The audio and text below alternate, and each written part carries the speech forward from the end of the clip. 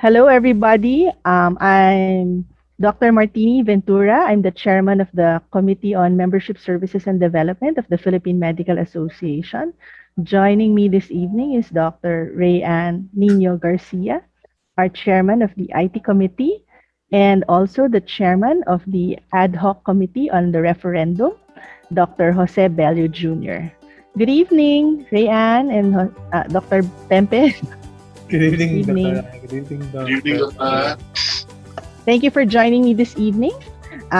This conversation hopefully will be able to iron out all the questions about updating your membership data on the website of the Philippine Medical Association and other questions that will pertain to the upcoming referendum. Dr. Rayanne will be explaining to us in detail on how to update our membership data. Go ahead, Dr. Rayanne. Thank you, Dr. Martini. So, I'm sharing now the PMA website, philippine-medical-association.org. So, for us to be able to vote and update our data, we must click this button sa right side, updating of members' data. Okay. Yeah. So now we're at the member control panel. Okay, thank you, Dr. Martini. So as you Yes. can see, my username or my PRC number is already here because I accessed this one last year when I voted online. Okay, so for the user number, just type your PRC number, 7 digits dapat. So if your PRC number is 6 digits, just add 1 0 before. If you have 5 digits, add 2 zeros. And then your password will be your surname in lowercase and then followed by the PRC number. So you can just log in. So I will just demonstrate. Okay, so after clicking that, you will be led to your dashboard. Okay, so this is my dashboard. Okay, so I can manage my email address and contact number. So if you are not yet verified, the system will ask for your contact number and email address. Okay, so let's log try out. it. Let's try it, Yeah. Doktora. Yes, Let's try it. Okay. Okay, so log out muna tayo. And then we have prepared actually a dummy account. So the dummy PRC number would be 015 3 zeros and 1. And then the surname, Association association, in and then small letters. And then the PRC number. okay, so log in. So easy. Yes. So easy. But wait, there's more. There's more. Okay.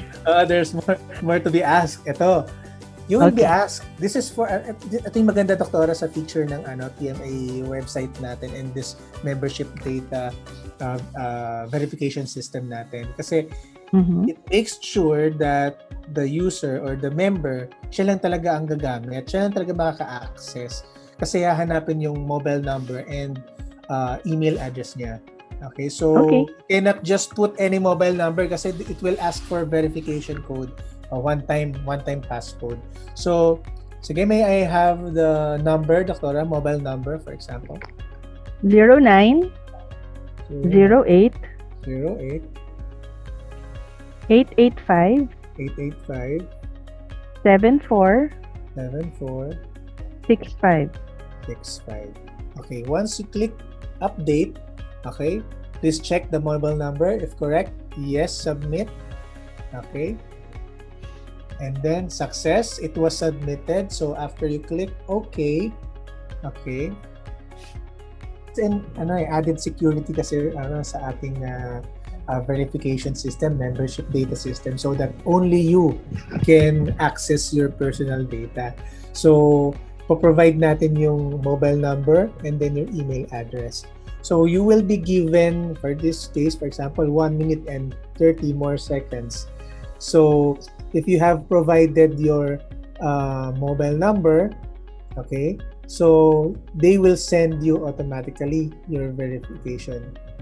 So, Doktora, naka-receive po kayo ng text, SMS? Yes, Doc. My password Yes. 5391. 5391. Okay. Mm-mm. Click send. Confirmation. Okay. Confirm. Verify.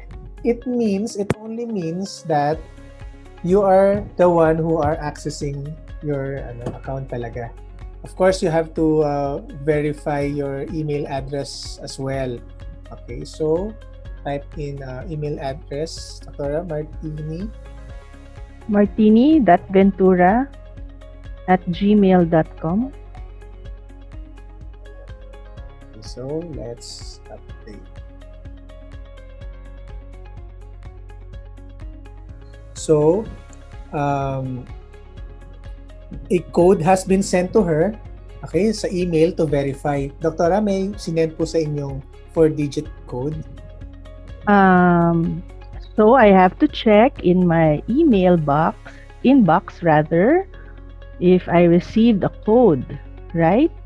So should I give you the code? Yes, Doktora. We have 20 seconds. 555 5 42. 42. Okay, so I will send. Yes. Okay, confirmation, confirm. Okay. Okay. So ito yung dummy account natin, yung Philippine Medical Association. So probably, ayan, you can either upload your image if you like, and then Okay.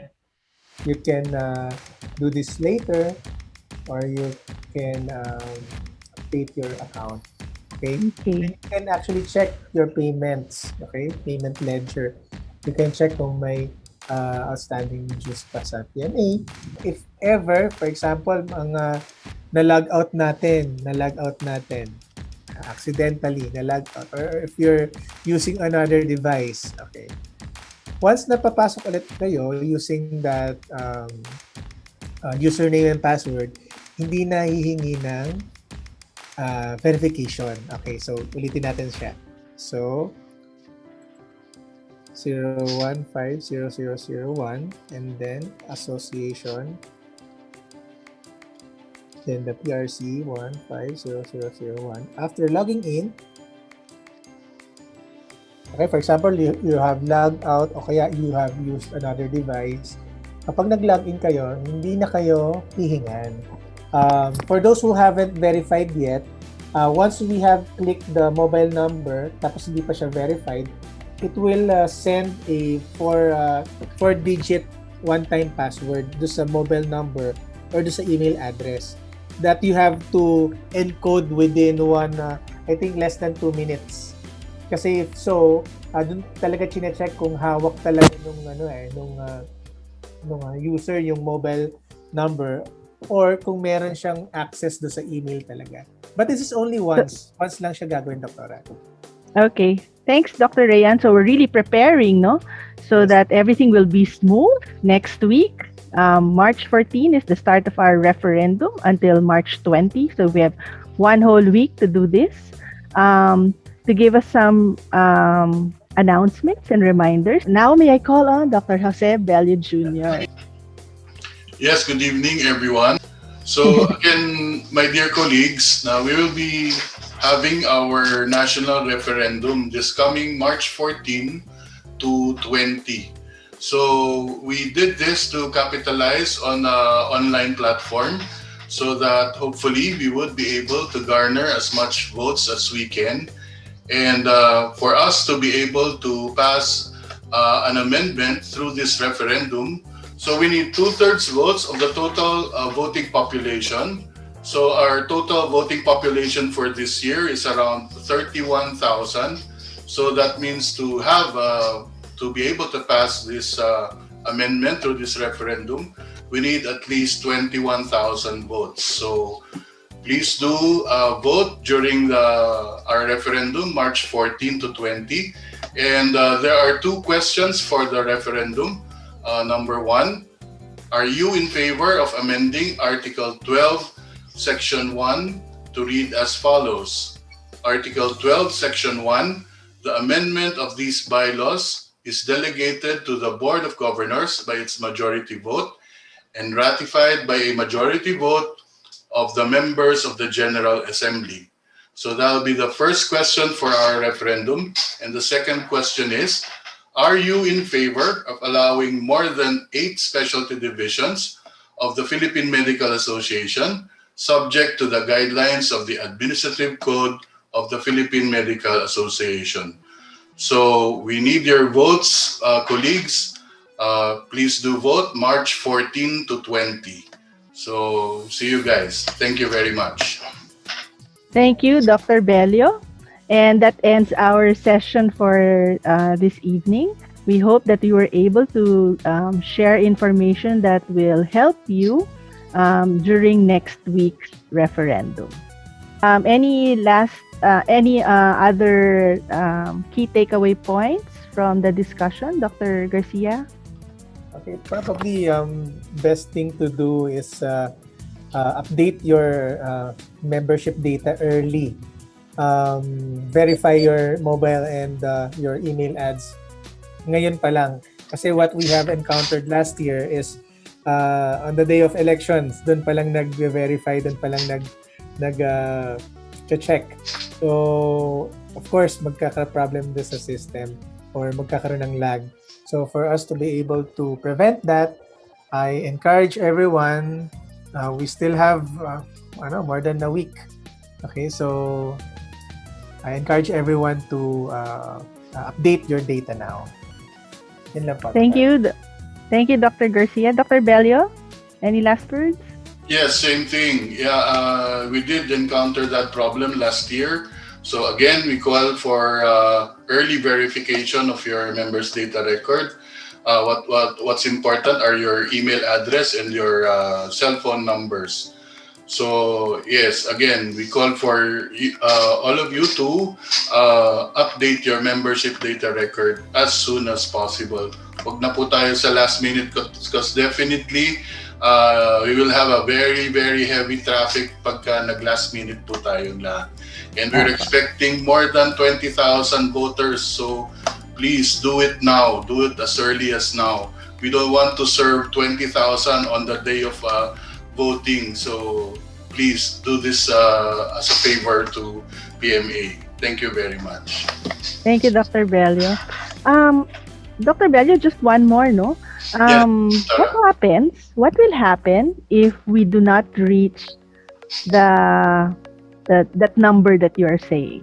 Well, the 21,000, of course, if we do not reach that number, we cannot pass this resolution. So we cannot effect change on our constitution. So we will be left again with our original constitution and bylaws. So no changes will be made in case we do not affirm the referendum question. So that's what will happen. So, Yeah.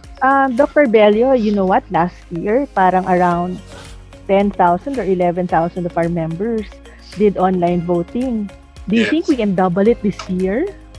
Oh, yes. That's why the Board of Governors decided through a proposal that we will extend the referendum for 7 days.